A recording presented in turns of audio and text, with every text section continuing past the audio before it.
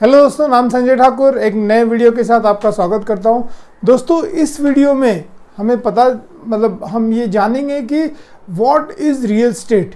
Real estate exactly है क्या। So let's start दोस्तों। हम स्टार्ट करते हैं यहाँ पर दोस्तों। भगवान का नाम पहले लेना डेफिनेटली बहुत अच्छा रहता है किसी भी चीज़ के लिए, तो we start with God. And जैसे हम बात करें ना दोस्तों, real estate. Real estate, but what is real estate? आपने कई बार सुना होगा रियल स्टेट। रियल स्टेट में दोस्तों एकदम पॉइंट टू पॉइंट हम बात करेंगे। रियल स्टेट में दोस्तों 4 सेगमेंट्स होते हैं। सबसे जो फर्स्ट है वो रेसिडेंशियल होता है, जो सेकंड है वो आपका कमर्शियल होता है, जो थर्ड है वो आपका इंडस्ट्रियल होता है, एंड जो फोर्थ है वो आपका लैंड होता है। दोस्तों, रियल स्टेट जो सेगमेंट है, real estate segment total 4 segments में डिवाइडेड है। Residential, commercial, industrial, land. दोस्तों, अभी तक जैसे इंडिया का जो रियल स्टेट बिजनेस है, जो रियल स्टेट सेगमेंट था, वो बहुत अनऑर्गेनाइज्ड या उसमें कोई सिस्टमेटिक नहीं था, कोई ज़्यादा रूल्स एंड रेगुलेशंस नहीं थे उसके अंदर। बट जब से दोस्तों ना रेरा एक्ट जो अभी गवर्नमेंट ने इम्पोज किया है, ये सारी चीज़ों से रिट्स है, REITs रिट्स है, एंड प्लस जो इंश्योरेंस कंपनीज के जो पॉलिसीज़ आए हैं रियल स्टेट से लेके, where you can protect your properties और आप अपने प्रॉपर्टी राइट्स को इंश्योर कर सकते हैं। ये जो दोस्तों जो बेनिफिट्स आए हैं, जो गवर्नमेंट ने रियल स्टेट सेगमेंट में लाए हैं, इनसे बहुत इजी हो गया है। राइट दोस्तों, जैसे रेरा क्या है? RERA is a real estate regulatory act. तो ये हर स्टेट का अपना एक रियल स्टेट का एक्ट है उनका।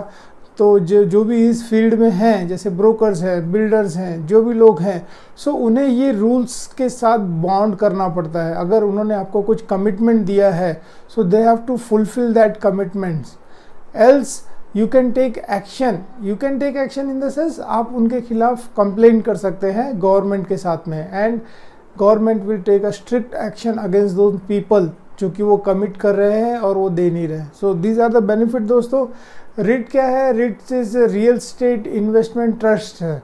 यहाँ पे एक बेसिक चीज़ें बता दूंगा कि ये एक ऐसे ट्रस्ट है जहाँ पे एक ग्रुप ऑफ जैसे कोई एक इंडिविजुअल आदमी कितना परचेस कर सकता है, बट अगर ऐसे 100 लोग इकट्ठा आकर आ जाए तो वो लोग क्या करते हैं, कंपनी फॉर्म करके, ट्रस्ट फॉर्म करके वो किसी बड़े प्रोजेक्ट में वो हाथ डालते हैं, जहाँ पे उनको बेनिफिट भी अच्छा रहता है, जो प्रॉपर्टी भी उनको अच्छे रेट में मिल जाती है और रेंटल इनकम भी काफ़ी अच्छा रहता है। ये सारी चीज़ें हैं दोस्तों। हम आगे बात करेंगे कि जैसे हम फर्स्ट सेगमेंट ले लेते हैं रेसिडेंशियल। रेसिडेंशियल में क्या होता है दोस्तों?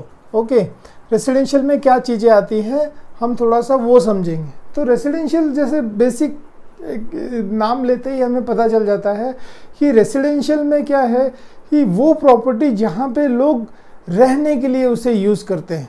राइट, हम अपना पर्सनल कोई वहाँ से बिजनेस ऑपरेट नहीं करते, बस अपना घर, जहाँ पे अपना घर है या जो भी हम जहाँ पे रहते हैं उसे हम रेसिडेंशियल प्रॉपर्टीज़ कहते हैं। तो ये कितनी टाइप्स की होती हैं दोस्तों प्रॉपर्टी? तो उसमें जो जैसे होते हैं फ्लैट्स होते हैं। फ्लैट्स जहाँ पे आप जैसे जो सिटीज़ वगैरह में ज़्यादातर फ्लैट सिस्टम्स होते हैं।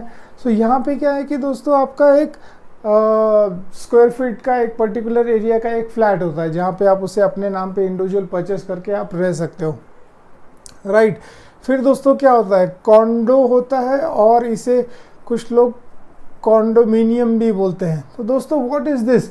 This is again a residential unit which is purchased bye a individual person. ये भी एक जैसे फ्लैट होता है, वैसे ही कॉन्डोमिनियम भी एक रेसिडेंशियल यूनिट होता है जो एक इंडिविजुअल बाय करता है खुद को रहने के लिए। ओके दोस्तों, उसके बाद क्या होता है? उसके बाद जैसे आता है अपार्टमेंट। दोस्तों ये अपार्टमेंट क्या होता है? अपार्टमेंट दोस्तों बेसिकली ये एक ऐसा टर्म है कि जहाँ पे ये भी रेसिडेंशियल फ्लैट ही होता है, जैसे कॉन्डोमिनियम या कॉन्डो या फ्लैट होते हैं, बट बेसिकली ये ज़्यादातर जो अपार्टमेंट्स होते हैं ये रेंटल पर्पस के लिए यूज़ होते हैं। जो इन्हें परचेस करते हैं वो इसमें खुद नहीं रहते हैं, वो उसे लीज पे देके वो उससे इनकम जनरेट करते हैं, तो इसीलिए इनको अपार्टमेंट बोला जाता है। कई अभी तो जो दोस्तों ऐसे भी टर्म्स आए हैं कि apartments are considered as a commercial property. Some few apartment जो भी नए जो सिस्टम्स आ रहे हैं वहाँ पे वो कमर्शियल प्रॉपर्टीज़ ही कंसिडर किए जाते हैं। Why? Because you are getting a rental income from those properties. So apartment हो जाता है। फिर जैसे क्या होता है दोस्तों, सो बंगलोज हो जाते हैं दोस्तों। बंगलोज क्या है कि जैसे आपका इंडिविजुअल एक लैंड है, 1 guntha 2 guntha what ever it is, 1000 square feet 5000 square feet, और आपने उसके अंदर अपना इंडिविजुअल बंगलो बनाया, इंडिविजुअल घर बनाया, तो उसे बंगलो कहते हैं। सो और क्या होता है दोस्तों, तो जैसे डुप्लेक्सेस होते हैं। सो डुप्लेक्स क्या होता है दोस्तों, it is like multi storey apartment या मल्टी स्टोरी फ्लैट, जहाँ पे मतलब ये जो प्रॉपर्टी होती है ये लगभग ऐसी होती है कि 2 फ्लोर पे एक ही फ्लैट होता है। मतलब जैसे कि अगर मैं बात करूं तो फर्स्ट और सेकंड फ्लोर में दोनों मिला के एक डुप्लेक्स होगा, मल्टीपल यूनिट्स होंगे, बट उनका जो जैसे उनको बिल्ड किया गया है वो फर्स्ट फ्लोर में उनका हॉल किचन होगा और अंदर से ही एक स्टेयरकेस होगी जहाँ पे वो ऊपर जा सकते हैं, और ऊपर भी उनका ही फ्लैट है। There is also possibility that second floor पे भी उनका एक सेपरेट एंट्री होगा और फर्स्ट फ्लोर पे भी एंट्री होगा, बट उनकी खुद की इंडिविजुअल 2 यूनिट्स होती है, तो डुप्लेक्सेस हो जाते हैं। उसके बाद कैसे होता है जो दोस्तों बोलते हैं टाउन हाउस। टाउन हाउस दोस्तों एक अगेन है, it's again very simple thing, it is a bungalow only, but इसमें क्या होता है दोस्तों कि जैसे जो 2 बंगलोज हैं उनकी जो वो एक कॉमन वॉल शेयर करते हैं। कुछ बिल्डर्स हैं जिनके पास प्लेस है तो उन्होंने टाउन हाउसेस बनाए, तो वो क्या करते हैं, इंडिविजुअल होगा उनका, separate garden, separate entry, separate terrace, सब कुछ होगा, बट उनकी एक वॉल जो होगी वो कॉमन वॉल होगी, जहाँ पे दूसरा जो टाउन हाउस है या जो दूसरा बंगलो है वो दोनों एक के साथ जुड़े होंगे। सो टाउन हाउसेज है। देन उसके बाद जैसे विलाज आ जाते हैं। सो विलाज आर दोस्तों considered as a very costly property, and ये मतलब एक रिच सेगमेंट ही इसे ज़्यादातर अफोर्ड करते हैं, बाय करते हैं, and it's amazing, like you have a swimming pool, private garden, and बहुत ही ज़बरदस्त चीज़ होता है। तो विलाज हैं दोस्तों, तो ये एक चीज़ें हैं ऐसे करके। सो दोस्तों ऐसे करके रेसिडेंशियल सेगमेंट्स में ये सारी चीज़ें आ जाती है। फिर हम उसके बाद अगर हम बात करें, सो हमारे पास आता है क्या है वो कमर्शियल। तो कमर्शियल्स में क्या आ जाता है दोस्तों, कमर्शियल्स में आ जाते हैं आपके शॉप्स, जहाँ पे कोई भी अपना बिजनेस ऑपरेट कर सकता है। फिर क्या आता है दोस्तों उसके बाद आपके आ जाते हैं ऑफिसेज, जहाँ पे एक IT company, non IT company या कोई भी बैक ऑफिस अपना ऑफिस से स्टार्ट कर सकता है। उसके बाद क्या आते हैं दोस्तों, शॉप्स इन मॉल, या कोई पर्टिकुलर स्ट्रीट होगी तो जहाँ पे बहुत सारे शॉप्स एक साथ होते हैं तो वो शॉप्स इन मॉल्स आ जाते हैं। उसके बाद क्या हो जाता है दोस्तों, जैसे आपकी जो हॉस्पिटल्स हैं, हॉस्पिटल्स दे कम इनटू कमर्शियल्स। उसके बाद क्या आ जाता है दोस्तों, जो आपकी एकेडमिक बिल्डिंग्स हैं, जैसे कि स्कूल्स, कॉलेजेस या कोई इंजीनियरिंग कॉलेज, ये जितने भी आते हैं ना एकेडमिक बिल्डिंग्स में आते हैं दोस्तों, और ये सारे क्या होते हैं, ये कमर्शियल्स में आ जाते हैं दोस्तों, राइट। और क्या है दोस्तों इसके अंदर, मतलब जहाँ पे भी जैसे कोई मैन्युफैक्चरिंग कंपनी है, वो अपना कोई ओके सॉरी दोस्तों, हम आगे इसको हम कवर करेंगे यहाँ पे। सो ये सारी चीज़ें क्या होती है दोस्तों, ये कमर्शियल में। तो बेसिकली क्या है कमर्शियल प्रॉपर्टीज़, जहाँ से आप अपना जो है बिजनेस ऑपरेट करते हैं, राइट दोस्तों। सो कमर्शियल है। देन व्हाट, इंडस्ट्रियल्स में दोस्तों वो प्रॉपर्टी आती है जहाँ पे जैसे कोई भी एक मैन्युफैक्चरिंग कंपनी है, वो अपना जो यूनिट वहाँ पे इंस्टॉल करेगी और वहाँ पे वो अपने प्रोडक्ट्स वगैरह मैन्युफैक्चर करते हैं, तो मैन्युफैक्चरिंग कंपनी है। फिर इसके अंदर दोस्तों क्या आ जाता है, जैसे वेयर हाउसेस हो जाते हैं जहाँ पे वो अपना प्रोडक्ट्स वगैरह सब स्टोर करते हैं, वेयर हाउसेस वगैरह हो जाते हैं। फिर जैसे बड़े बड़े सीमेंट प्लांट्स वगैरह ये सारी चीज़ें होती हैं, तो these are all big manufacturing, मतलब all the work related to industrial, so it comes into a industrial real estate, right दोस्तों। कमर्शियल में एक दो चीज़ें जैसे हम भूल गए थे, वो है जैसे गोडाउन्स वगैरह हैं, ठीक है दोस्तों, तो ये सारा भी कमर्शियल के अंदर आता है। फिर जैसे कोई कंपनी का डिस्ट्रीब्यूशन सेंटर होता है, जो कि गुड्स डिस्ट्रीब्यूशन सेंटर हम उसे बोलते हैं, जहाँ पे कहीं से उनका गुड आ जाएगा और फिर वहाँ से वो पूरे सिटी में या पूरे पर्टिकुलर एरिया में उसे डिस्ट्रीब्यूट करेंगे, तो गुड्स डिस्ट्रीब्यूशन सेंटर, ये भी सब यहीं पे आ जाता है। फिर जैसे जो और एक बहुत बड़ा सेगमेंट हम मिस कर रहे थे यहाँ पे, जैसे भी जो भी होटल्स हैं और रेस्टोरेंट्स हैं, so this all comes in commercials, right दोस्तों, ये सारी चीज़ें इसके अंदर आ जाती हैं। एंड इंडस्ट्रियल का हमने देख लिया, all the business related to industrial works, it comes into industrial segment. So residential, commercial, industrial, and क्या आते हैं दोस्तों, लैंड। तो लैंड में क्या हो जाता है बेसिकली दोस्तों, जैसे आता है एग्रीकल्चर लैंड, ये वो लैंड होता है दोस्तों जो रिजर्व होता है ओनली एंड ओनली एग्रीकल्चर के लिए, you can not do anything else over there, तो दैट इज एग्रीकल्चर लैंड। फिर क्या आता है दोस्तों, जैसे एनए प्लॉट्स होते हैं, so NA plots is a non agriculture land where in you can build your house, property और वट एवर इट इज़, आपकी नीड के हिसाब से आप वहाँ पे and as per government permission आप वहाँ पे वो बिल्ड कर सकते हैं, राइट। सो एग्रीकल्चर लैंड हो गया, एनए प्लॉट्स हो गया, एंड देन व्हाट दोस्तों, हाँ रेजिडेंशियल में दोस्तों एक चीज़ हम और मिस कर गए थे, जैसे जो अपने फार्म हाउसेस होते हैं, this also come under residential.